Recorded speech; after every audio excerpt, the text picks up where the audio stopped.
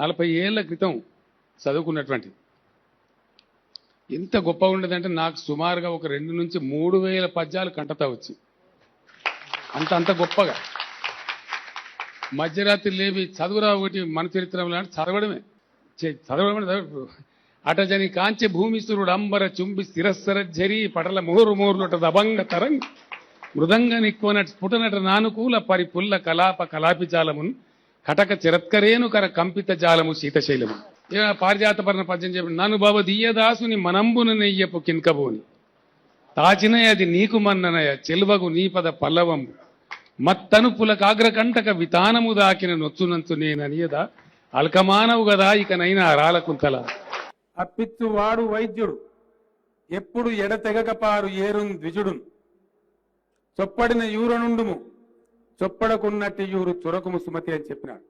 పలికించాడు వాడు రామభద్రుడట, నీ పలికిన భవహరమగునట అని చెప్పినారు.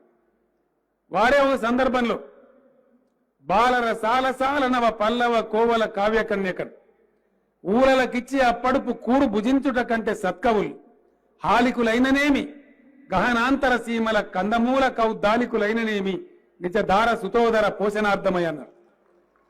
ఏ విధంగా కార్యాన్ని సాధించాలా, ఒక కార్య సాధకుని లక్షణం ఎట్లా ఉండాలా అని చాలా గొప్పగా చెప్పినారు. తెలంగాణ ఉద్యమ సందర్భంలో చాలా వేదికల మీద ఈ మాట నేను చెప్పేవాడిని. ఆరంభించరు నీచమానవులు విఘ్నాయాస సంత్రస్తులై ఆరంభించి పరిత్యజింతురు ఒక విఘ్నాయత్తులై మధ్యములు ధీరులు విఘ్న నిహన్యమానులగుతున్ దృత్యున్నతోత్సాహులై ప్రారబ్ధార్థములు ఉజ్జగించరు సుమి ప్రజ్ఞానిధులుగా ఉన్నను. కూడుకున్నటువంటి చదువుకుండే తేడా గురించి ఒక కవి చెప్పారు. చదువది ఎంత కలిగిన రసజ్ఞత ఇంచుక చాలకున్నా ఆ చదువు నిరర్థకంబు గుణ సంయుతులు ఎవ్వరు మెచ్చరెచ్చటం పదునుగా మంచి కూర నలపాకము చేసిన నైనగాని అందు ఇంపొదవేడు ఉప్పు లేక రుచి పుట్టగా నేర్చున్నట్టయ్యా భాస్కర అని చెప్పి భాస్కర్ శతకంలో చెప్పారు. అయితే ఇక్కడ కూడా గజేంద్ర మోక్షంలో కూడా ఒక గమ్మత్తు సన్నివేశం మనకి. గజేంద్రుడు చాలా పెనుగులాడతాడు, చాలా పోరాటం చేస్తాడు ఆ ముసలితో. నేను పోరాడగలుగుతాను అనుకుంటాడు. తర్వాత భగవంతుని ప్రార్థిస్తాడు. ఆ ప్రార్థనలో కూడా సంశయాత్మకంగా ప్రార్థిస్తాడు.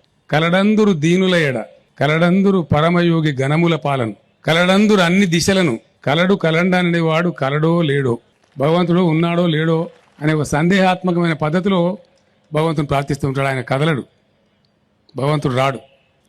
వారు చెప్పినటువంటి పద్ధతి చాలా అద్భుతమైనటువంటి పద్ధతిలో ఏ విధంగా భగవంతుడు ఆపన్న ప్రసన్నుడు, ఏ విధంగా భక్తుల్ని కాపాడుతాడు అనే దానికి అప్పటిదాకా కదలినటువంటి ఆ స్వామి ఈ సందేహాస్పద స్థితి నుంచి బయటపడి గజేంద్రుడు నీవే తప్ప ఇతప్పరం ఇంకేం లేదు నాకు దిక్కు అయ్యా నన్ను కావు అని కాపాడు పిలిస్తే అప్పుడు బయలుదేరుతాడు హుటాహుటిని. చాలా అద్భుతమైన సన్నివేశంలో ఉన్నటువంటి ఆయన ఏమీ ఆలోచించకుండా ఒక క్షణం కూడా ఆలోచన చేయకుండా బయలుదేరిపోతాడు. సిరికించెప్పడు చెంకచక్ర యుగమును చేదో ఈ సంధింపడు.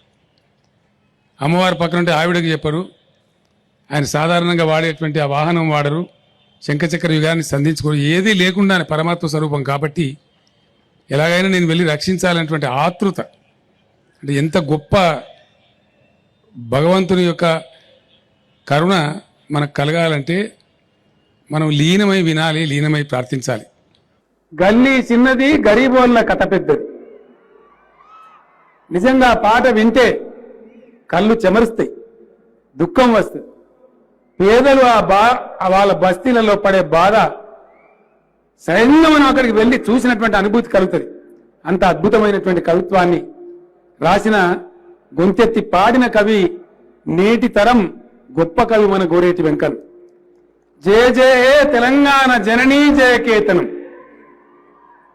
అద్భుతమైనటువంటి సాహిత్యంలో మనకు అందించిన వాడు మన అందశ్రీ. సంత మా ఊరి సంత. అసలు సంతకు మనం వెళ్ళి వచ్చిన అనుభూతి కలుగుతుంది. గ్రామాలలో జరిగే సంత ఎట్లా జరుగుతుందనే అనుభూతి మనకు కలుగుతుంది. మన జయరాజు వానమ్మ వానమ్మ ఒకసారన్నా వచ్చిపోవమ్మా అని చెప్పి రాసిన పాట తెలంగాణ నలుచెరుగుల మారుమోగింది. వాన కోసం తెలంగాణ రైతులు పడే బాధ అద్భుతంగా వర్ణించిన మన జయరాజు కూడా మన తెలంగాణ కవి బిడ్డ. చిటపట చినుకులు పడుతూ ఉంటే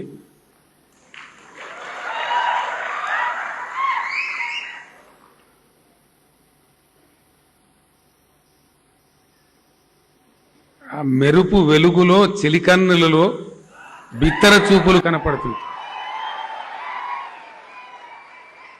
you try to understand the spark.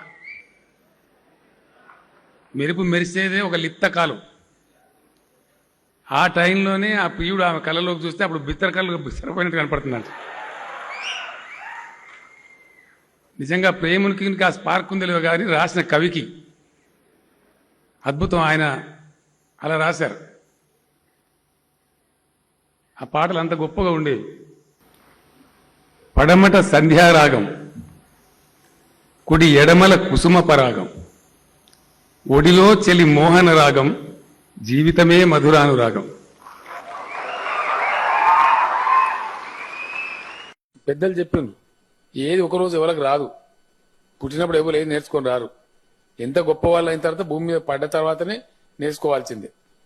అనగా అనగా రాగం అతిశయిల్లుచునుండు, తినగ తినగ వేము తీయనుండు, సాధనమున పనులు సమకూరు ధరలోన. అనగా అనగా అంటే 10 సార్లు పాడితేనే గొంతు తెగుతుంది, రాగం తెగుతుంది. మన రసమై బాలసిన పాడినట్టు మనందరం కూడా పాడచ్చు. అంటే అన్నాంకొద్ది పాడినాంకొద్ది రాగం అతిశయిస్తుంది. తినగ తినగ వేపప్పులు వేసుకుంటే పండ్ల పుల్ల వేపులు వేసుకోవాలని పెద్ద చేదు ఉన్నది నేను వేసుకోనంట. మనం 4 రోజులు వేసుకుంటే 5వ రోజు అది చేదు అనిపిస్తుంది, స్వీట్ అనిపిస్తుంది. వేసుకోకపోతేనే బాధ అనిపిస్తుంది. తినగ తినగ వేము తీయనుండు, సాధనమున పనులు సమకూరు ధరలోన, practice makes a man perfect అన్నారు. బమ్మెర పోతన మనం ఎంతో గొప్పగా కీర్తించుకునేటువంటి బమ్మెర పోతన గారు అద్భుతమైనటువంటి భాగవతాన్ని మనకు అందించినారు. ఎంత జాలువారినట్టుగా, ఎంత కమ్మదనంగా, నల్లని వాడు పద్మనయనమ్ముల వాడు, కృపారసమ్ముపై జిల్లెడు వాడు, మౌలి పరి సర్పిత పింఛమువాడు, నవ్వురా జిల్లెడు మోమువాడు ఒకడు. చాలా సులభం లేదు, సంస్కృతం లేదు, శాంతి లేదు, గొట్టుగా లేదు. సులభమైనటువంటి శైలి. నల్లనివాడు, పద్మనయనమ్ములవాడు, కృపారసమ్ముపై జిల్లెడివాడు, నవ్వురా జిల్లెడు మోమువాడు. ఇటువంటి అద్భుతమైనటువంటి సాహిత్యాన్ని అలవోకగా వెలువరించి మనకు అందించిన వాడు బమ్మెర పోత. ఆయన రాసిన ఇంకో పద్యంలో చిన్న చిన్న పదాలలో, అతి చిన్న పదాలలో అందుగలడు ఇందువు లేడని సందేహము వలదు, చక్రి సర్వోపగతుండి ఎందెందు వెతికి చూచిన అందందే కలడు దానవాగ్రని వింటే అంటాడు. అందులో ఏముందండి ఆ పద్యంలో? అందులు, ఇందులు, అందందులు, ఎందెందులు. సరళమైనటువంటి, కమ్మనైనటువంటి, అందమైనటువంటి అచ్చ తెలుగు మాట, చాలా సులభంగా అర్థమయ్యే మాట, మామూలు తెలుగు తెలిసిన వాళ్ళు గ్రహించగలిగిన మాట. దీన్ని జ్ఞానపీఠ అవార్డు పురస్కార గ్రహీత, మనం గొప్పగా చెప్పుకునేటువంటి సి నారాయణ రెడ్డి గారు మందార మకరందాలు అన్నటువంటి ఒక చిన్న పుస్తకంలో వర్ణించిన తీరు, పోతన గారు ఎంత గొప్పగా రాసినారో సి నారాయణ రెడ్డి గారు అంతటి వ్యాఖ్యానాన్ని, ఎంత గొప్పగా వ్యాఖ్యానాన్ని పెట్టి దాన్ని రచించినారు.